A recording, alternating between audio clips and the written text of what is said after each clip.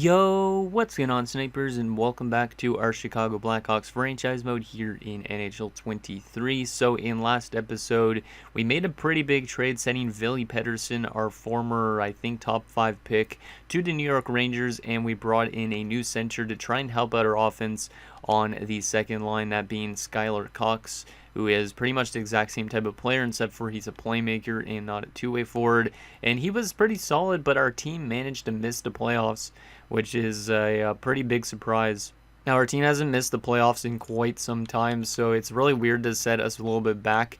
I really hope that we can make it back to the playoffs again this upcoming season, but we do have at least like some good young guys that should be jumping up to the NHL really soon. Like Kabanov, for example, should be in the NHL, which means I think I'm going to be letting go of Kristall, for example. We do have to bring back Frank Nazar. That's going to be probably the most expensive thing we have to deal with this offseason. Pielmeyer might get into our lineup. Like, we have a lot of guys in the system developing quite well that we might not even need to sign really anything in free agency for next episode. But yeah, very excited to see what our team is looking like next season. Like I said, good growth in the system is really making this team very deep. It's just obviously we need to find a way to start winning in the regular season and also in the playoffs once we get there. So hopefully we can get back to the playoffs again next season. But anyways, before we get into the draft and resign stage, we do have a couple comments. So the first one is from Ruhul B. He says, I think it might be worth it to trade Holtonen for a young power forward with X factors for that top line. That way you'll have a shooter with Vance, a net driving forward with the power forward, and you already have Nazar, who's a distributor, who I think you should re-sign after getting rid of Holtonen's cap hit. So basically, I don't know about getting a first-line power forward because I obviously think the Briefers guy that we brought in last offseason, he needs to be on that top line since he's a 91 overall. So I think instead we'd probably be looking at getting a second-line power forward that could replace Holtonen, because Holtonen was not really that great of a goal scorer, even though he is a sniper. He was kind of like a hybrid production guy for this team, and he's coming off only like... Look at his last 3 years. He has not even scored 30 goals, I think, in his career, right? Yeah, he's never scored a 30-goal season as a sniper. So that's not really that great. Also, his defensive numbers this season were terrible, minus 25. So I think it makes sense for us to trade him and get ourselves a power forward in for that second line instead. And then that second line could have Recchi basically alongside of Cox and the power forward, which I think would work out pretty well. So, and power forwards usually score sometimes better than snipers, so I think a power forward would be good for that line. It's just all about trying to find out who that power forward is that we could bring in. The next comment is from Yanni Pica Savinas. He says, once again, I have to agree with the boys here. Second line doesn't work at all regarding plus minus. I'd try the core with a different coach. You're absolutely spot on that this team should have made the postseason easily. The minuses regarding chemistry don't really hurt, or does really hurt. Although I first thought they wouldn't matter so much. Just a reminder, your goalies were both young guys with quite low poise attributes. That, of course, matters. We'll crush them next year. So, yeah, I think we're going to probably keep this goalie tandem, obviously, since they're both really young. Donald, I'll probably end up qualifying because I don't think he's going to be worth like $4 million or whatever he's asking for.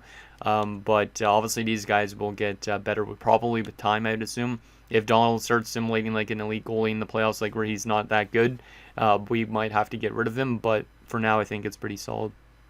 And he was saying potentially going after a new head coach, which is what I'm thinking of getting as a new coach for the team this offseason, just because I don't know if it's the coaching staff or what, but this team just does not find ways to win when it matters most. Also, Cale Makar is going into his last year of his contract with us, so we definitely want to make a big push this year because I don't think I'll be bringing him back just based on the fact we have so many young guys in the system who honestly should get into the NHL. Like, Brunstrom's still a good top 2 defenseman, but we want to have our youngsters get into the NHL, and I don't know if bringing Cale Makar really makes much sense at his age and all that type of thing. The next comment is from Hockey Guy 88. He says, I think you need to bring in a stronger top 4 defenseman and replace Holtonen. That plus minus is brutal. So I don't think bringing in a top 4 makes really much sense. And I replied to his comment about this because we basically moved out Korchinski because I would like to grow our defensive core from the ones we have. Because if you look right now, we have literally 3 legitimate top 4s. Lowry's actually a top 4 now. Morris is actually listed as a top 4 as well, which is kind of surprising. But like Potter and Ovechkin need to be playing. Solovyov's an NHL ready defenseman. Niedermaki's an NHL ready defenseman. Kavanaugh's close. Like, I don't think making a trade for a top 4 defenseman or signing a top 4 defenseman makes much sense at this rate. Like, we just have so much prospects that it's probably better for us to grow from within than from the outside, you know. So I think for now, we probably won't do anything to upgrade our defensive core. And like I said, probably Cale Makar would be gone at the end of the season, my guess. But obviously, we could bring him back, but then it would probably take away a roster spot from somebody like Niedermaki, who should probably be in our lineup next season. Like, we have to kind of make a tough decision on who we actually want to be playing, because we scratched Ovechkin a bit last year near the end, and I don't want to be doing that in the future. So we have to think about who is going to be here in the long term. Brunstrom definitely still is, I think, for quite some time. Lowry definitely should be. Morris should be.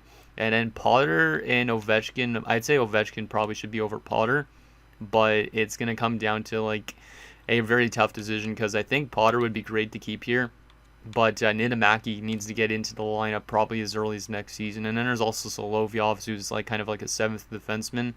So I don't know who we would move out if we were to trade one of these defenders. So we definitely have some decisions to make. Also, when I was talking to Hawks fan, he says, I don't think it's necessary to move up in the draft, because I was thinking about moving up. And he says, since you already have a plenty of young players, which we do. He also says Nazar definitely needs to be brought back, preferably for under $10 million, which I think is possible. So hopefully we could get Nazar back on that type of a deal, because getting Nazar back would help out that top line considerably, considering he's had like 3 straight 70-plus point seasons since being put on that top line. So I'd really like to get him back. If he ends up asking for way too much, we might not be able to, but I really hope I can, just because he is a pretty important piece to this team's offensive core, at least at the moment. And then the last and final comment is from Pens Gaming 7. He says, after another rough season, Haltonen needs to go. More changes need to be made. Although he's young, I would consider moving Donald. Could also give him another chance. Keep the defense, as you have a bunch of young defensemen. If you had an elite goalie team, things probably would end up different. I don't really know if we had an elite goalie, if anything would be different, but and he also says on the positive, I think Reefers was a good addition. I feel like it was just a down year for a lot of players, which is true. It definitely was a down year for quite some amount of players, but yeah, in order to keep this team kind of trending along, I think we got to keep the defensive core the same. It's more about just trying to find that trade for Haltonen that you guys think we should be doing, which I think so as well, because for the amount of points he's putting up and the plus minus he's putting up, 8.75 is not a great contract. Like, yeah, it's not a great contract. So we definitely will look at trading him for a young up-and-coming power forward. We do actually have a young up-and-coming power forward, but he's not really ready yet, and that is Lane Weeks. So once Lane Weeks gets some good development, Lane Weeks could take over for whoever we're trading for power forward wise, but I think we definitely will try and find a power forward for that second line, hopefully on a not a terrible contract, and then we could also re-sign Nazar, hopefully for under $10 million, and at least we have some leeway with a lot of these other guys. But I probably will be letting go of like Nugent Hopkins, Pinto, Hartnell, like guys that we basically signed a couple years ago, just because we have guys in the system who are getting better than them now. Like we have like Pielmeyer, we have Solovyov, that type of thing. So I think playing our youngsters that are coming up from the AHL would make more sense. But anyways, let's see first. Can I look at the player search thing still here? Yeah, I can. Let's take a look first before we actually get into the draft at what type of power forwards are out there.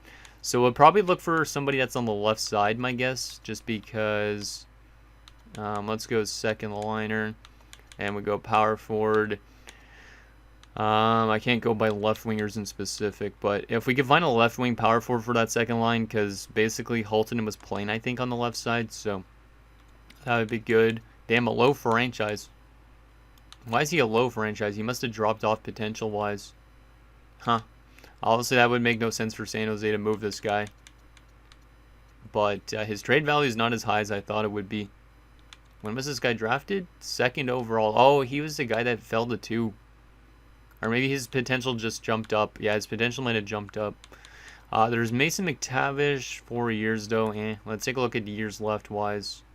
Brady Tkachuk's going to be a pending free agent. But I would prefer to trade him for a power forward. Holttunen for a power forward. So a lot of these guys are in their 30s. McTavish is the youngest one that's still there, but he's 29. I don't know if we're going to be able to make a trade. There's Gabe Vilardi, who's on a pretty good contract, but he doesn't seem to really do much. Like, there's not really any young power forwards in the league, it looks like. These are all ones listed as second liners. Let's actually try and look just in general at power forwards, because maybe we'll find somebody that's on the cusp of becoming a second liner. Or maybe somebody listed as a first liner that we could play as a second liner. Let's go years left on their contract. Actually, let's go what their salary is to make it a little bit easier. Byfield we obviously had already. Slavkovsky's got 1 year left, but I don't think he's worth it, to be honest. Dubois in 2 years, nah. Yeah, I don't know if there's going to be really anybody out there. Tage Thompson's already 34. 3 years at 6.6 for Klim Kostin, not really worth it. Then there's Vilardi, like I was mentioning. There might not be really much out there. Jordan Greenway is not really much.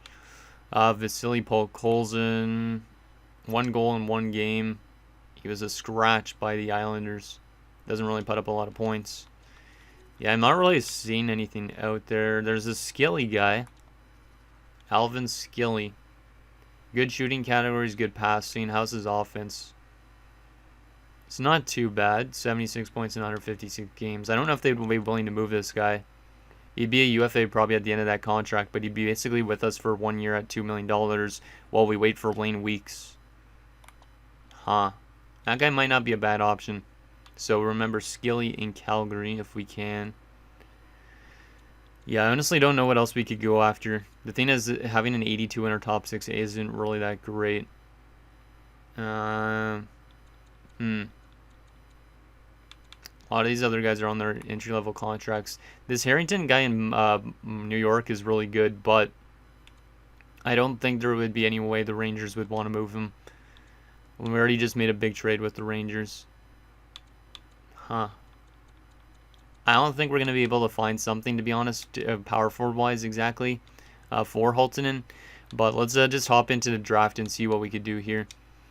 And see if we could find some cool trades. So let's go find trade and just see what options are thrown at us for Holttunen. Because maybe we could just sign Brady Tkachuk instead for that second line. And not trade Holttunen for one of those. But what kind of offers do we got for Holttunen?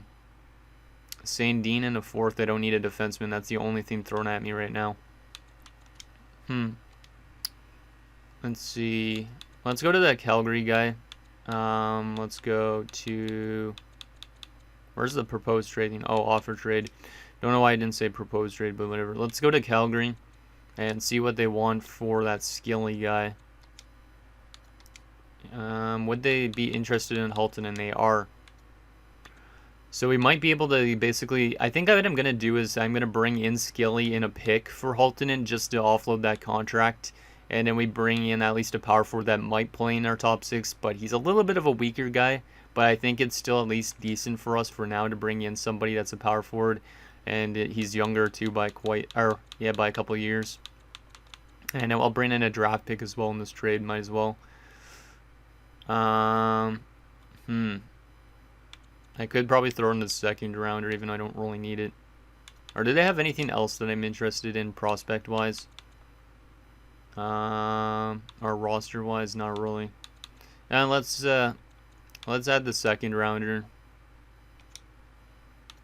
Yeah, that should get it done. Skilly in a second for Holttunen, and we're basically offloading that contract. That's accepted, so there you go. We get rid of Holttunen's contract. I know it's a little bit of a weird thing to do, obviously. It's good, though, getting rid of him, I think, because we needed to. But also, we do bring in a younger power forward that could potentially play in our top 6 next season. I don't know if this guy's really the type of player you guys wanted me to bring in, but I think for now he's a good player to play into our lineup until Lane Weeks is ready, because I think Lane Weeks will be that type of guy to get into our top 6 as a power forward down the road. But there you go. We get rid of Holttunen's contract. That is a positive, I think, for me, because Holttunen really just did not play that good this year at all. So let's see what is the rest of these picks. Obviously, we have 2 first-rounders this year as well. So we could always try and move up. Some of you guys said they might be worth it to move up with 15 and 12. The thing is, the only player that I was looking at, I think, was a defenseman that was potentially NHL ready. Yeah, I think it was this Weidman guy, right? No, it wasn't Weidman. We actually could be able to draft Weidman here still, regardless with one of our picks. So that would be interesting. But who was it? I think there was somebody that was NHL ready almost. Oh, yeah, it was Spiller. Yeah, it was Reginald Spiller. He would be the only one worth moving up for. But the thing is, if he's an NHL ready defenseman, that also knocks down some of our defenders in our system. So it wouldn't be worth it for us to draft him in a sense, because it would knock out, it'd probably knock Niittymaki back even further. And obviously I'd like to get Niittymaki into the lineup. It might knock Potter back further. Like, we have too much defensive prospects that I shouldn't draft him yet. So, but there's the first overall pick, Maurice Lalande, going to the New Jersey Devils, medium elite 82 overall. Let's take a look at Detroit's pick. They take keeping, 80 overall, two-way forward. I might be able to trade our first round picks to get somebody that we need more, but I don't really know if there's anything we need more. I'm not going to trade our first round picks. I'm just going to keep them. Might as well get more prospects in, even though we have a shit ton. So, Murray McClellan going to the Columbus Blue Jackets at 3. Vegas at 4 is going to take Outlaw. Blake Outlaw. Cool name. And Arizona at number 5 is going to take Magnuson, who's a 78 sniper, top 6 only though.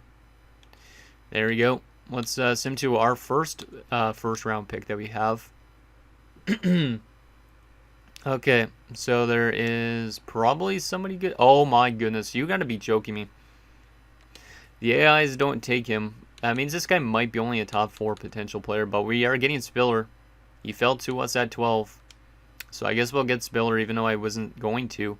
I'll probably get Spiller and Weidman, even though they're both defensemen. Like, we're going to have way too much defensive prospects. Like, I'm definitely going to have to trade somebody away, maybe as early as next episode, because Spiller being a right-handed shot is also pretty impressive, because we don't have a lot of those on our blue line.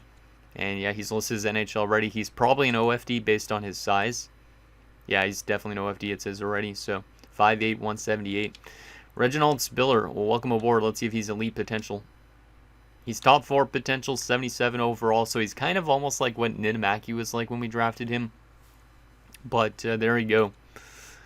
Interesting. So there's another potential replacement for Cale Makar once Cale Makar leaves, but he's listed as a minor top 2, so this guy, I might honestly play him 1 year in the AHL first. Yeah, I think I'm going to play him 1 year in the AHL first, just because he could actually play in the AHL. And we have our next pick, which is a couple ones away. Thornton goes to Minnesota. Weidman, that's the other guy I was looking at, but only 69 though for Wayne Weidman. So I'm kind of glad I did not take him. But what will you go with this pick? Maybe a forward would make more sense here. Or probably would make more sense. Top 6, Tyson Oiwitka. There's also Chris McNabb, who looks decent, but... Ooh.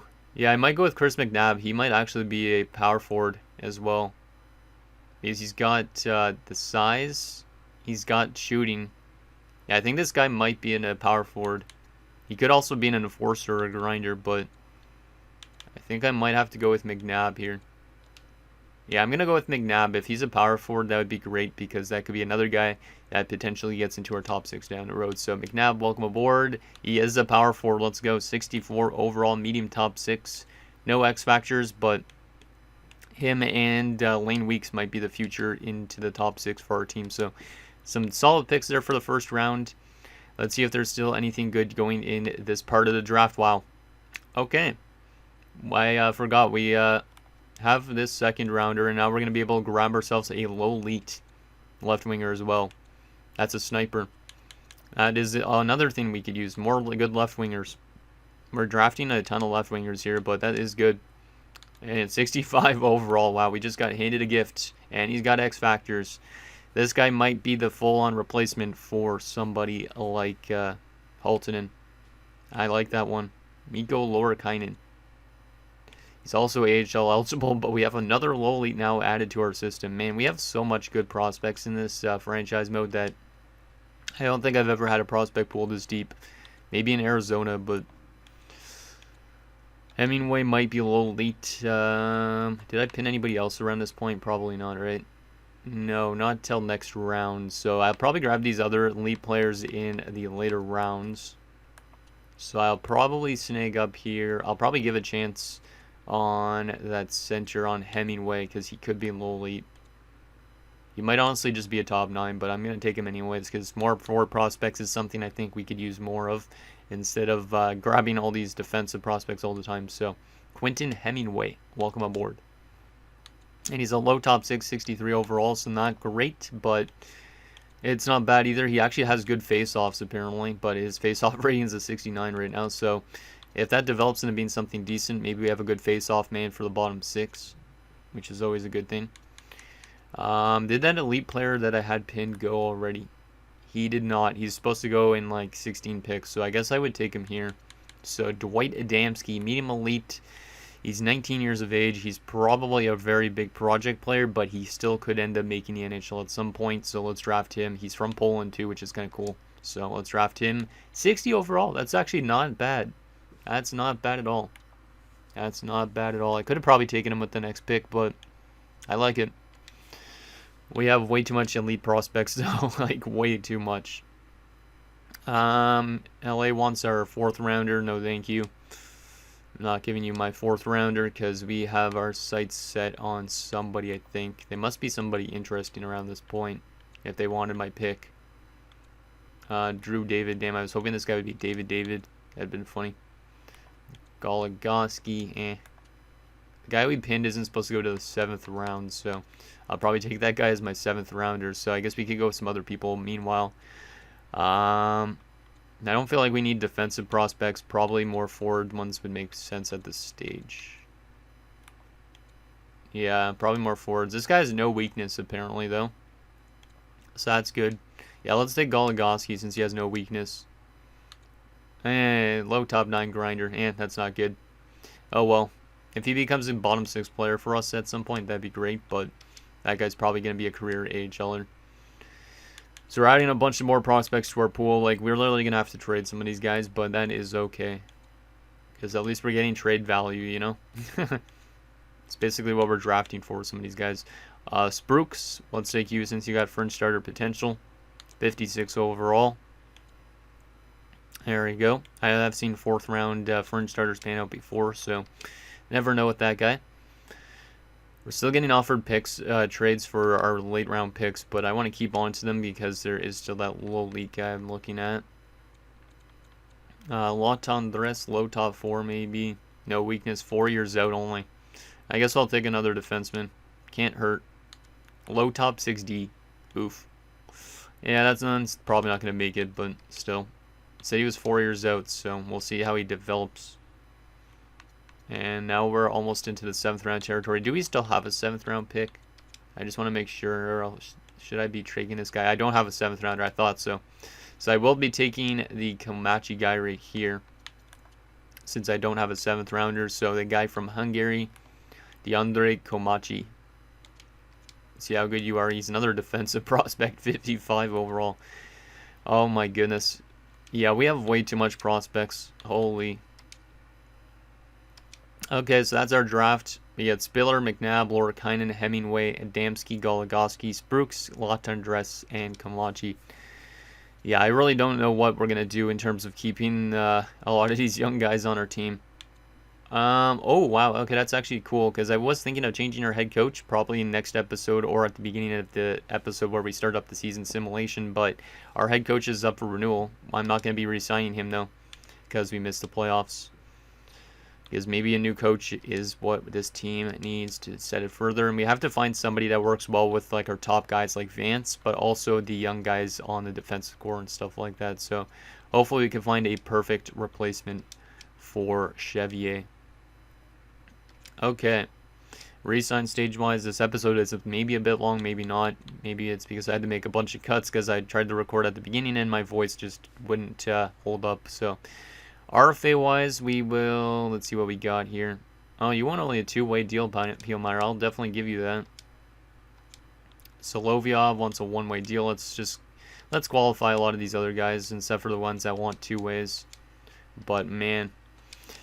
The amount of prospects we have, like I'll show you guys our unsigned prospects after this too. Holy, like it's just getting to a point where I don't really know what to do with a lot of them, because like we're gonna have to make some changes on the defensive core eventually. I don't know if I should lock up Potter on an 8-year deal, even though it would be cool to do that already. 1 year at this price is not really much, but I'm gonna qualify him anyways just to maybe save some money. And I'm definitely going to qualify Donald because he's not worth $5 million for 2 years. He's not worth $10 million for 8 either. So let's qualify him. And yeah, you can see this is where, I mean, our prospect pool is getting outrageous. This is guys that are just unsigned. We have medium elite, low elite, low elite, low elite, medium top 6, couple low top 6s, medium top 4, a couple low 9s, and a low 6. We have a medium elite goalie prospects. We have a medium fringe starter goalie prospect. And we go to our in the system at the moment, that guys that have contracts or that are RFAs and stuff like that. Actually, let's just sort by potential here. We have even more low elites, like one that's should probably get signed, but he's not really developing, so I honestly might not sign that low elite, which is kind of weird. But like our prospect pool is just getting to an extent where it's just like, what the heck do we do?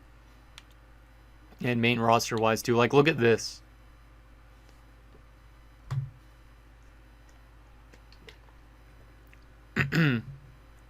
This is just like our entire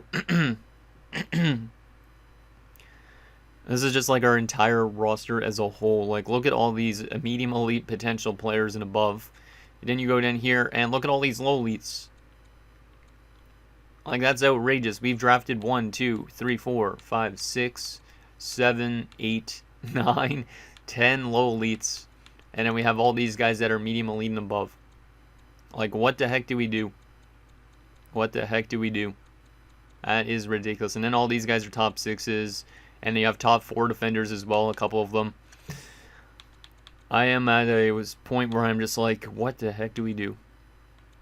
Okay, so in terms of the UFAs, let's get through this first though. Let's go to the bottom of the list. Let's let go of some of these AHLers though, because these guys are just guys that are going to get replaced at some point. They're 27 or older, most of them. This Brewer guy, was getting trade offers for him, but I'm not going to be signing him because he's not going to have a chance to make this team at all, being a low top 60. So let him walk. And also this low elite. I would always sign low elites usually, but this guy, he's a 61 and 21. We have so much elite prospects that I feel like I should give at least a gift to another AI team if they actually want to sign this guy. So best of luck, Solovyov. I know it's kind of weird doing that, but not going to sign him for our team. And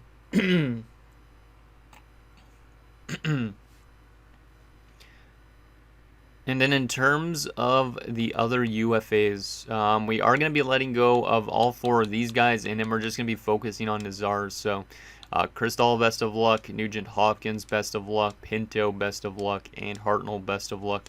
There's no room for them with the amount of prospects coming up that it makes no sense for us to sign them. Also, I'm going to be letting go Patterson from the AHL because that elite goalie is ready to take over, I think. That's unsigned. Yeah, he should be AHL eligible, I think, soon. So we'll sign him up. We should probably sign a couple of these guys. Like, I am going to sign Spiller for the AHL since he's an American.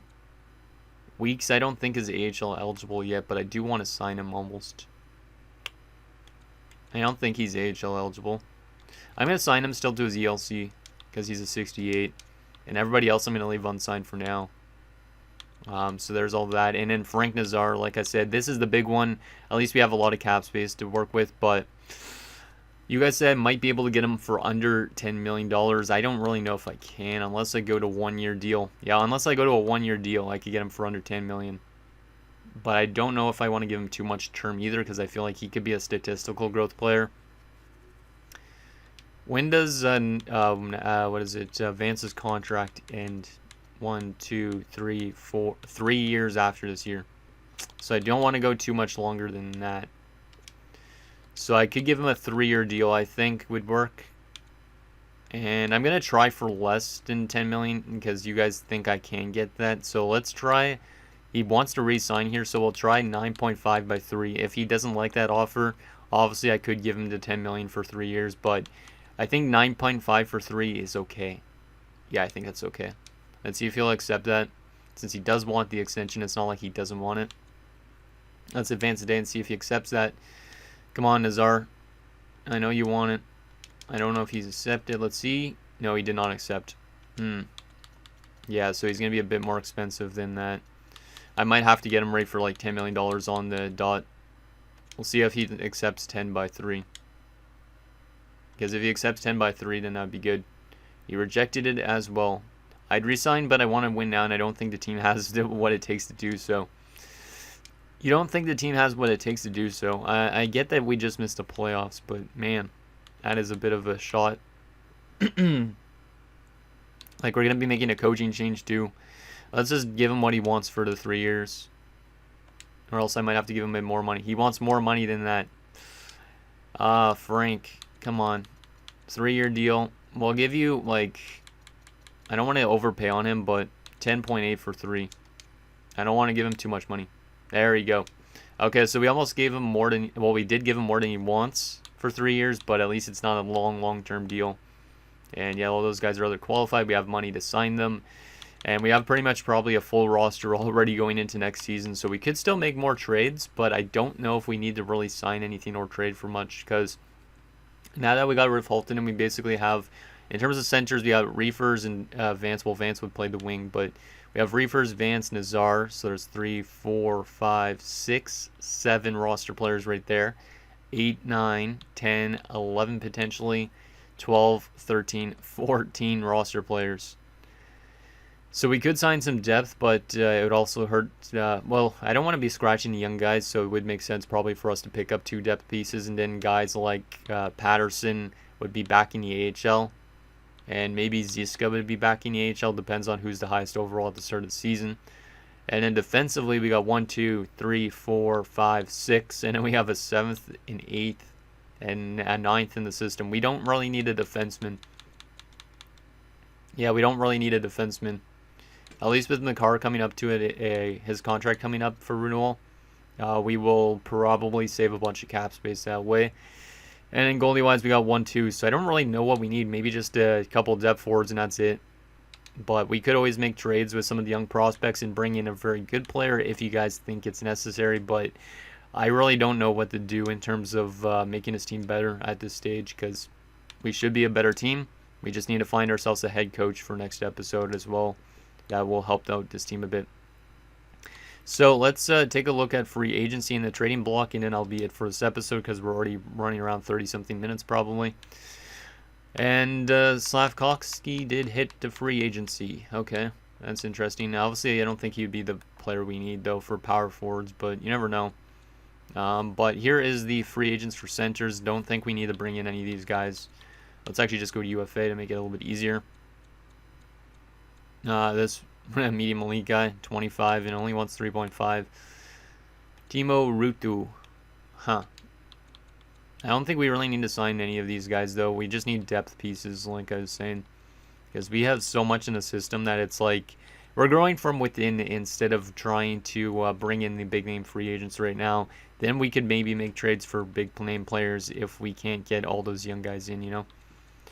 So there is the center guys. Left wing-wise, looks like Brady Tkachuk didn't hit to free agency, which is surprising. So there you go. And there's all these players. Afanasyev is a power forward as well, but not much of one. I think that guy we brought in from Calgary, though, will help us out a little bit. He's not the best power forward, but still, it's a cheap option. And then also with that trade, we got a second rounder, and that's where we got that low elite sniper in. So it worked out, I think, good for both teams. Right wing-wise, David Pasternak's available. It's funny, I was trying to trade for him, I think, a few years ago. Alex Brinkat is also there. Yeah, I don't think we really need to bring any of these guys in, just like depth pieces. Like the Savonin guy would be a perfect option because he's a medium bottom 6, 79 and 26. Yeah, this guy might be an okay depth option. And there's also like Filatov, who would be probably a solid depth option. Just like kind of cheap options like that, I think would be good. So that way I'm not playing necessarily like Patterson as a depth option, because I would rather him get into the lineup full time than be a depth forward for us. So. And then defensively, if we wanted to bring in a depth defenseman, but I don't think we need any defenders because we have a lot of defensemen. and we added more this episode, so I think this is getting to a point where it's kind of outrageous. So there's that, and then goalie-wise, we don't really need a goalie because we have our goalie qualified at the moment, but still, there's some goalie options. Wait, Nico Coco. Why do I recognize that name? Oh, Nicholas Coco. It's not the Coco I used to have in the AHL, right? Because I used to have a Coco. So there's that. Final thing, let's take a look at the trading block, and then that'll be it. Let's see what is out there. So Jamie Drysdale, but 7 years left. I don't really need to trade for forward or defenders. We have a good enough defensive core, I think. I just hope that whoever we bring in coaching-wise helps us out quite a bit. Clem Costin's on the block. That's a power forward that would probably fit better in our top 6 than the other guy, but then it would scratch somebody else. I don't really think we need to make a trade, but there is players out there, which is good because sometimes there's never players on the block. So Ferraro and Liljegren. Jesper Bratt's on the block. 4 years at 10.975, so or 97. So he got an extension there, which kind of sucks because we were thinking about potentially bringing him in last episode, but we didn't end up. Yeah, I don't know if we're gonna make any trades at all. We do have a lot of prospects that we could flip for somebody good if we need to, but I don't know if we need to yet or not. But we know for a fact that we need to have cap space for once Asher Vance's contract comes to an end, because he's going to be very, very expensive, and he's into his last 3 years of his contract. If this team does not win a Stanley Cup by then, I could see him wanting to leave this team. So, but I'm going to definitely do whatever I can to bring this guy back, because he is probably going to be a Channel Hall of Famer by the end of his career if he stays here the entire time, because just the amount of goals he's been scoring over the last few years just the amount of goals he's been scoring over the last few years is outrageous. So he's never scored less than 32 goals in a season. So hoping for big things from him with a new coach, and hopefully he can think things to new heights and all that type of thing. But anyways, guys, that's going to do it for this episode of our Chicago Blackhawks franchise mode. So in next episode, we will take it to free agency. We might make some signings, just like depth pieces. We might make some trades if you guys think there's anything we could actually trade for. But other than that, I think our team is going to be very exciting this upcoming season with the amount of young guys jumping in and all that type of thing, like the good internal competition, so to speak. So I'm going to sing down below, and I'll see you guys next time.